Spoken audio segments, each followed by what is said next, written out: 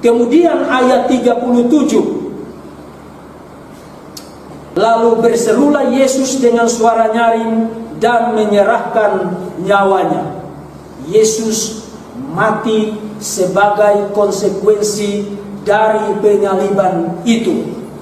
Nah, saudara-saudara yang Kristen, saudara pikir itu satu poin yang sederhana karena saudara biasa dengar itu di gereja.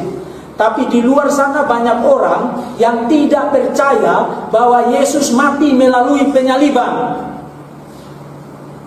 Mereka tidak percaya, bukan hanya mati melalui penyaliban yang mereka tidak percaya, mereka bahkan tidak percaya bahwa penyaliban Yesus itu benar-benar terjadi.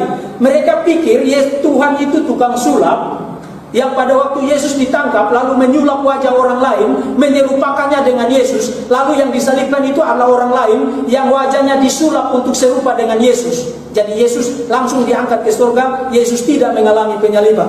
Maka Yesus tidak mati melalui penyaliban. Dan kalau Yesus tidak mati melalui penyaliban, maka Yesus tidak bangkit dari kematian.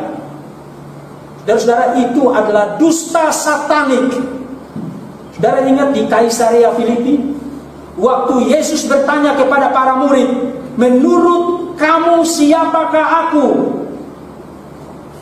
Dan Petrus menjawab, engkau adalah Mesias, anak Allah yang hidup. Kemudian di dalam ayat selanjutnya, Yesus bicara tentang kematian, penderitaan, kematian, dan kebangkitannya di Yerusalem. Lalu apa kata Petrus? Kiranya itu tidak terjadi pada engkau. Lalu apa jawab Yesus terhadap kata-kata Petrus itu? Enyahlah engkau iblis, karena engkau adalah sandungan bagiku. Jadi setiap penyangkalan terhadap kematian Yesus melalui penyaliban adalah penyangkalan yang bersifat satanik. Itu adalah dusta setan yang berupaya menarik hati orang untuk tidak datang kepada jalan keselamatan satu-satunya, yaitu melalui kematian Yesus di atas kayu salib. Lagi pula saudara tahu bahwa semua pakar studi sejarah kekristenan mula-mula dan semua pakar studi Yesus sejarah yang disebut dengan bidang The Historical Jesus Study, semua suara bulat, tidak ada satupun, semua secara konsensus percaya bahwa kematian Yesus melalui penyaliban adalah salah satu fakta sejarah yang paling pasti yang bisa kita ketahui dari dunia kuno. Saya kutip bagi saudara, salah satu pernyataan dari seorang profesor periode baru, James Dunn. Dia bukan seorang Kristen yang konservatif. Dia kemungkinan adalah seorang Kristen yang agak liberal. James Dunn bilang begini, dua fakta dalam kehidupan Yesus yang mencapai kesepakatan universal. Kesepakatan universal, artinya semua ahli setuju, adalah yang pertama, Yesus dibaptis oleh Yohanes Pembaptis, dan yang kedua, Yesus mati melalui penyaliban. Dan saudara tahu, studi Yesus sejarah itu bukan hanya orang-orang Kristen. Di dalamnya ada orang Yahudi, di dalamnya ada orang ateis, di dalamnya ada orang agnostik, termasuk juga Kristen yang liberal, yang neo-ortodoks, apalagi yang konservatif. Semua suara bulat percaya bahwa kematian Yesus melalui penyaliban adalah fakta sejarah yang paling pasti yang bisa kita ketahui dari dunia kuno. Tapi bukan hanya itu. Salah satu serangan yang paling masif terhadap kematian Yesus melalui penyaliban adalah serangan bahwa Tuhan kok bisa mati. Nah, saya percaya tidak banyak orang Kristen yang bisa jawab ini. Kamu percaya Yesus Tuhan bukan? Percaya bukan? Yesus mati melalui penyaliban, kamu percaya? Kalau begitu Tuhan mati di salib pada masa itu? Hah? Kamu percaya Tuhan bisa mati? Itu salah loh. Kalau Tuhan bisa mati, dia pasti bukan Tuhan. Itu poinnya. Alkitab tidak bilang Tuhan bisa mati loh. Nah, maka di sini orang Kristen harus berhati-hati. Pertama, Saudara harus ingat bahwa doktrin kekristenan mengenai Kristus adalah Kristus itu satu pribadi dengan dua sifat, dua natur. Yesus adalah Allah sekaligus manusia. Yesus adalah Allah yang menjadi manusia.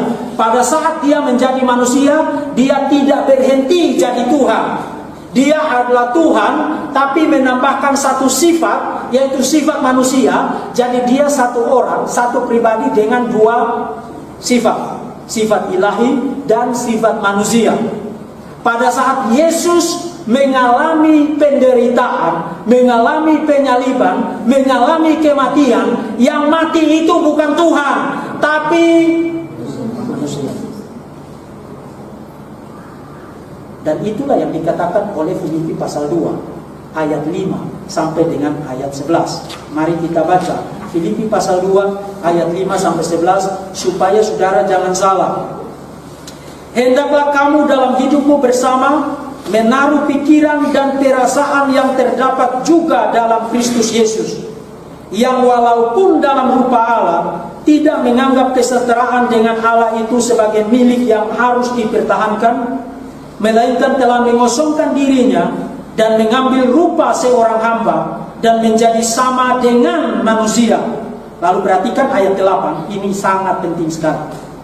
Dan dalam keadaan sebagai manusia, ia telah merendahkan dirinya dan taat sampai mati, bahkan mati di atas kayu salib.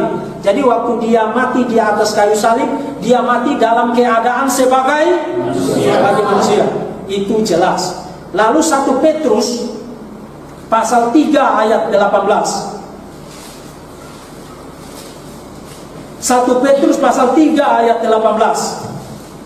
Sebab juga Kristus telah mati sekali untuk segala dosa kita, ia yang benar untuk orang yang tidak benar, supaya ia membawa kita kepada Allah. Perhatikan, ia yang telah dibunuh dalam keadaannya sebagai manusia. Sekali lagi, ia yang telah dibunuh dalam keadaannya sebagai manusia, tetapi yang telah dibangkitkan menurut roh. Jadi yang dibunuh, yang disalibkan, yang mati itu adalah manusia. Jadi jangan salah. Itu sebenarnya perlu tekolan. Ya. Sebab hari ini saudara tidak bisa jualan klaim omong kosong di luar sana. Pergi ke luar sana, lalu yang penting hatimu tulus, yang penting jujur, yang penting punya niat dan seterusnya, lalu saudara sudah bisa melayani Tuhan. Di luar sana tantangan terhadap imanmu itu sangat masif. Itulah sebabnya engkau perlu studi secara baik, secara benar, secara serius, supaya ketika engkau di luar sana engkau bisa memberikan jawaban yang alkitabiah dengan teologi yang benar kepada setiap tantangan di luar sana. Jadi apakah Tuhan bisa mati? Ya. Karena pada saat Yesus mengalami penderitaan, pada saat Yesus disalibkan, pada saat dia mati, dia mengalami semua itu sesuai kitab suci dalam keadaan sebagai manusia. Jadi mereka yang mencoba mengatakan kepadamu bahwa Tuhanmu bisa mati, mereka memutarbalikkan kebenaran dan melemparkan dusta kepadamu. Maka dusta dan ketidakbenaran itu harus ditelanjangi, supaya kebenaran salib Kristus dapat dilihat dengan jelas. Dan Injil, kabar baik yang diberitakan atas dasar penderitaan, penyaliban, kematian, dan kebangkitan Kristus dapat dilihat kuasanya dalam spektrumnya yang penuh.